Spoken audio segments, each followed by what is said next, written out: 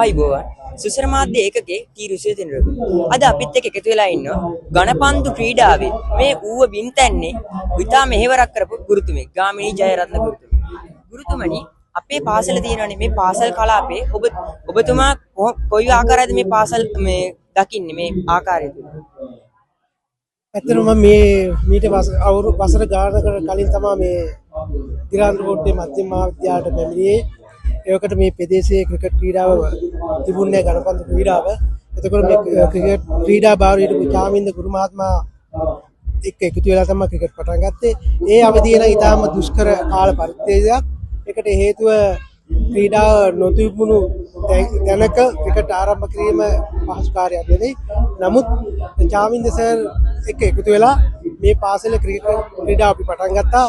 ඒ පටන් ගත්තු කාලවලත් ඉතාම දක්ෂ ක්‍රීඩකයන්, ධෛර්යමත් ක්‍රීඩකයන් මේ පාසල තුල සිටියා.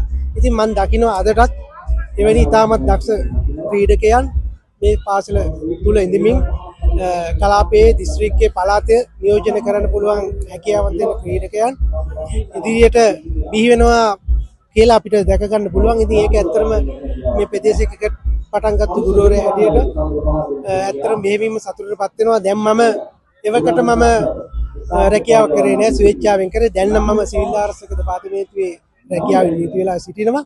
ඉතින් අපේ දෙපාර්තමේන්තුවේ ලැබෙන සහයෝග අධ්‍යක්ෂ ජනරල්තුමා ඇතුළු පළාත් අලුතෙන්තුමා ඇතුළු සියලු දෙනාගේ සහයෝගය නිසා දැනටවත් දෙයත කණ්ඩි කලාපය, ඊට පස්සේ පතිතලාව කලාපය ක්‍රිකට් ක්‍රීඩාව ඉතා ඉහළ මට්ටමකට ගේන්නට මට පුහුණුකරුවෙක් හැටියට හැකියාව ලැබිලා තිබුණා. සර් එතකොට මේ අද තියෙන සටන තියෙනවානේ. මේ සටනේදී සර්ට දැනෙන්නේ මොකක්ද? මොන වගේ උණුසුමක්ද දැනෙන්නේ සර්ට?